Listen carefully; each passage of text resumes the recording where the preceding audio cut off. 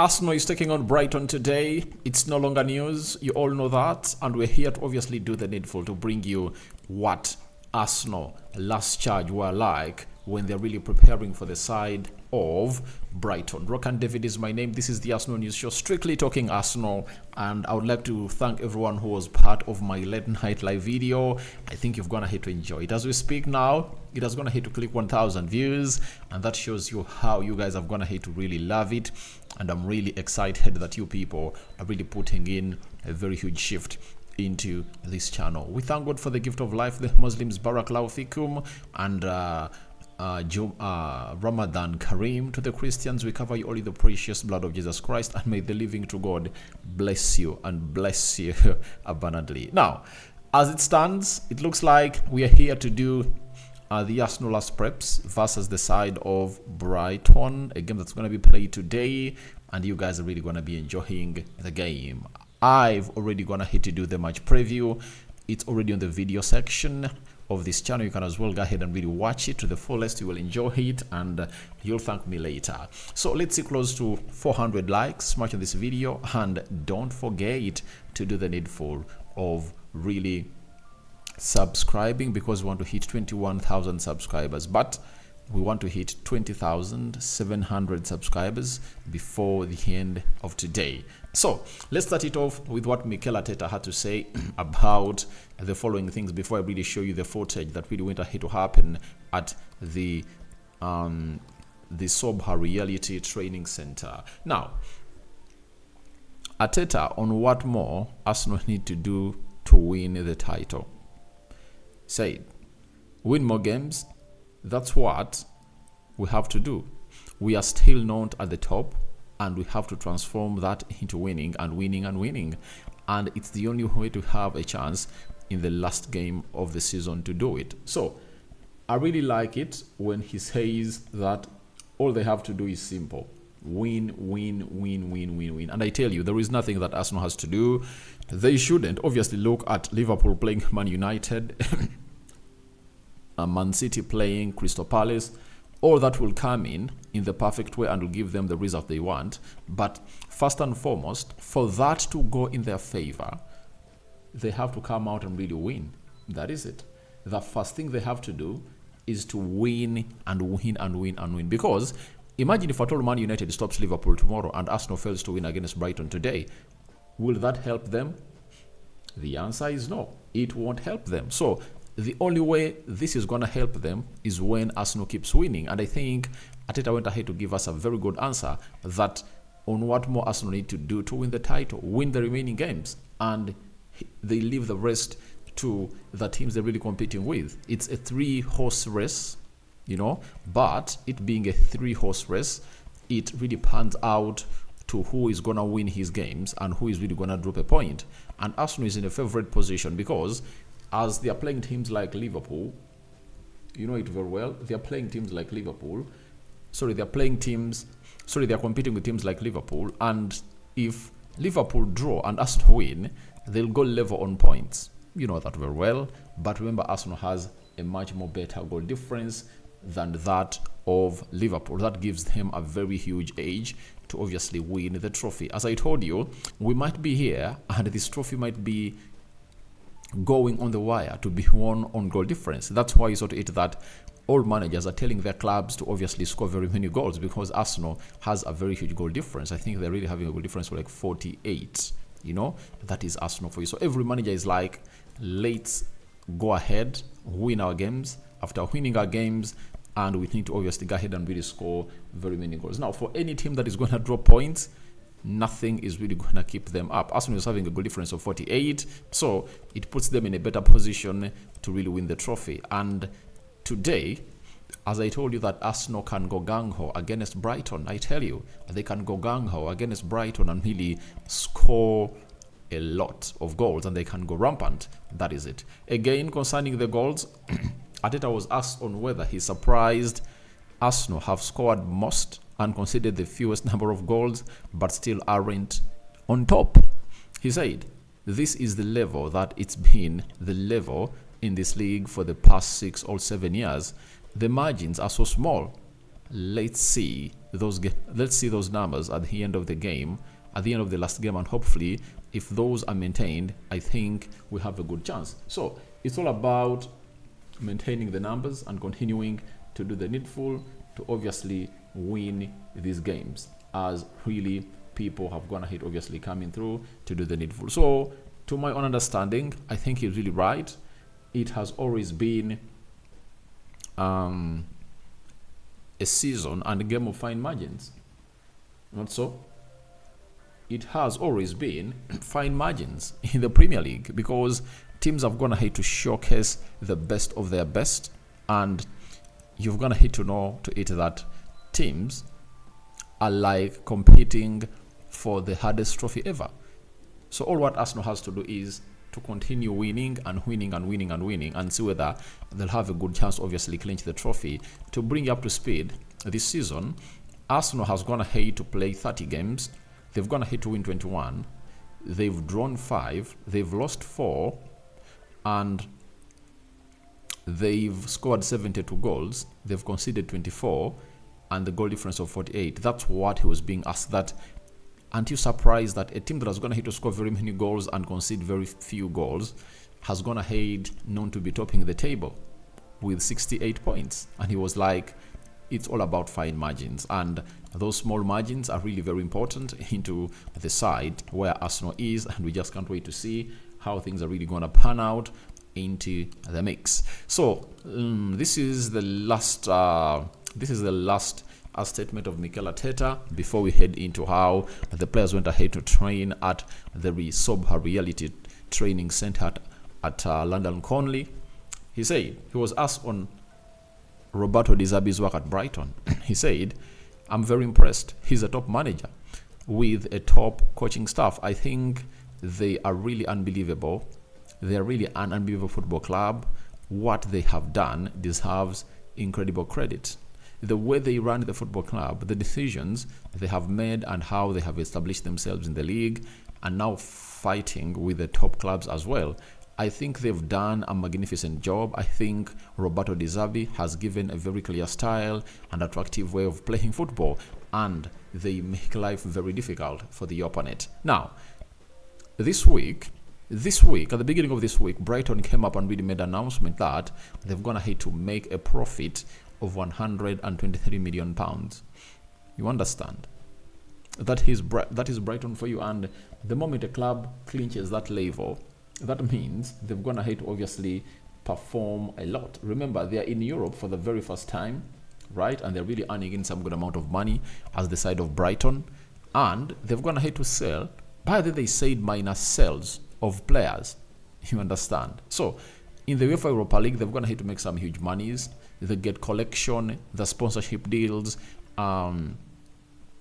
the expenditure of their people that really support them at the pitch is really important. But he has talked about a distinctive style of play that Di Zerbi has gone ahead to introduce at Brighton. I think Brighton, the board, had already gone ahead obviously make that possible. And I think I would like to give kudos to the board of Brighton that when Graham Potter was here, that's how they are playing. And Di Zerbi coming in through, he added more of that to what had already been existing, and they're really a very football possessed for the football possession side. And I think this is what Mikel Arteta wants. Going into the team of Brighton and really having a team that plays like that, you really have a very huge chance like Arsenal, because you know this team is not going to defend. They'll come all out for you, and that's what Arteta wants. He wants to play an open team, and when he plays open teams, you know what he does to them? He really annihilates them. And that's why I'm really reiterating onto this statement that Arsenal can go rampant tonight and really cause a lot of havoc to the side of Brighton. And let's obviously start it off with how it all went down at the Zerbi Reality Training Center. Arsenal working hard after really drawing with Man City 0-0, and they went ahead to put themselves in a situation of really beating Brentford by 2-0. You know, he was all smiles and getting ready to obviously tell his team that all we need is to continue winning these games, and there is nothing that is going to stop Arsenal if at all they keep winning their games. And this is the best advice that a manager will ever give his players, because you very much know that this is what the manager really needs. He needs the players to get charged, and the additions to the side of Arsenal, I'm going to hate to see it that Arteta is keeping that smile on. Benjamin White, a player who was going to hate to really improve a lot in the final third, especially with his end product. The end product to his game has always gone ahead to really be surprising for me, and I'm going to hate to love it. I feel like it's one of the best. He's one of the most improved players at Arsenal this season. Defensively has been okay, ball retention, passing, and so on. But in the recent 4-5 games, I'm going to hate to see his efforts with his final cross, you know. He's really improving game in, game out, and he might be one of those, if at all he starts or he gets in some 30 minutes like I predicted in the match preview, who will come up and put in a very huge shift into that beautiful game of football. So Benjamin White was there charging for the game, and I really see some image fainting of Zinchenko also in the mix. Benjamin White really looking serious and really putting in the work. Then look at Saliba and Martinelli. Obviously, Martinelli was like, get me the ball, William Saliba. I really want to obviously take you on. And by the way, when you look at Martinelli, all smiles into that training session, you really understand that he has gone ahead to heal. And he's ready to start as I predicted. I thought that in the game of Brentford, he was going to be started by the manager, but he just brought him on to play some limited minutes. This time around, the manager has all what it takes to bring Gabriel Martinelli on to do what he does in there at the club of Arsenal. And William Saliba, he's not one of those that you'll ever want to miss out on your team. He has shown the character amidst what the French national team went ahead to say that he does things that really annoy him. But at Arsenal, he's really one of the most consistent players. And I know the Champions League will exonerate him to go in the Euros and obviously be one of those players to start, because the other players like Upamecano have gone ahead obviously edge him because of playing the Champions League, and it looks like the Konatos of this world. So with Saliba not playing the Champions League, he has always gone ahead to like a chance to compete with them. But he's just, I think he's 23 years of age, you know, 23 years of age. That is William Saliba, and I think he has all what takes to the needful. This is El Nini pointing at his fellow players in a very jovial mode, smiling from ear to ear, and it shows you the situation at the training camp of Arsenal. Gabriel Martinelli in action, showing Arteta that I'm good to go to start against Brighton. Get me my chance. I feel like I should get to the starting 11 of Arsenal. He last started for Arsenal when they're annihilating the side of Sheffield by 6-0, and I think he got himself a goal in that game. But in the second half, he got a card, and it's that card that is going to have to keep him out for a very, very long period of time until return when Arsenal is playing Man City and Brentford. So we anticipate he gets onto the starting 11 because it's assured he's going to be part of the squad. Declan Rice taking on the young stars. Declan Rice has been one of the hugest additions that any team would have gone ahead to have. And there is a story I forgot to do about Pep Guardiola telling us that every team would really want to have a Declan Rice, and he really admires him till now. That's why they went ahead to make a bid of £90 million. And when it was really rejected by West Ham, they said we can't really raise more of that money because they had gone ahead to make their plan, and they wanted to bring in more and more and more of other players into the side of Man City. So this is Nwaneri taking on Jorginho as Jakub Kiwior looks on. Nwaneri has just gone ahead to sign his professional contract. The moment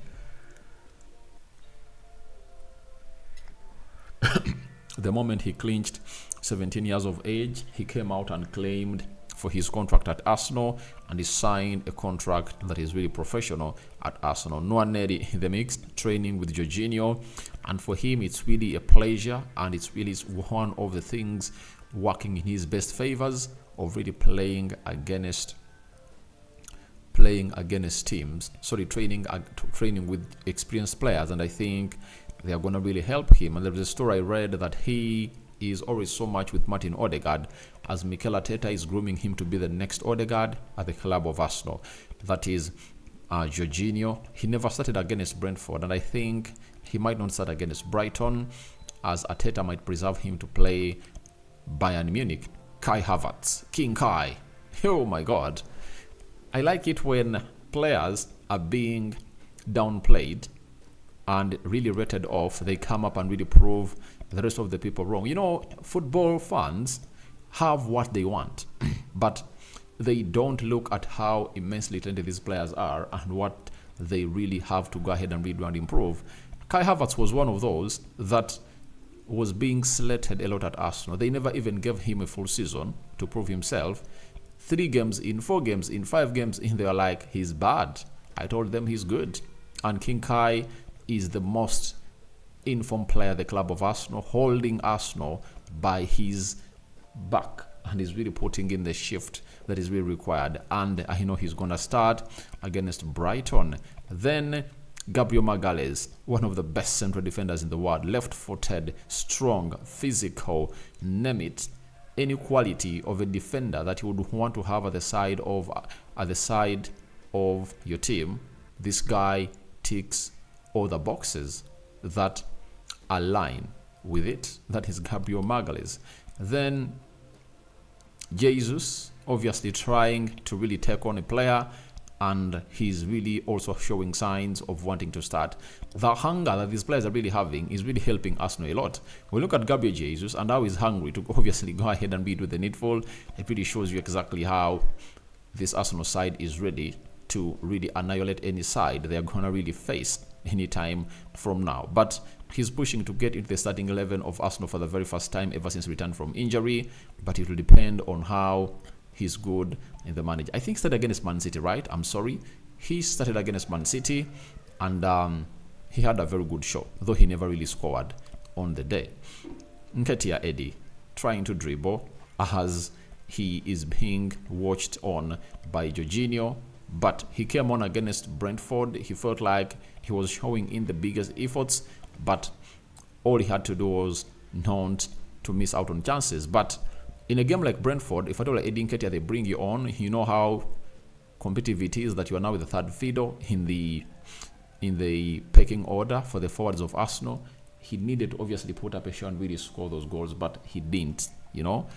And then Declan Rice, obviously in a celebration mode, it looks like I'd gone ahead, obviously score a very beautiful goal during the training session, and he went ahead to do the flying celebration, and he's really great addition to the side of Arsenal. Then looks like this is the winning team.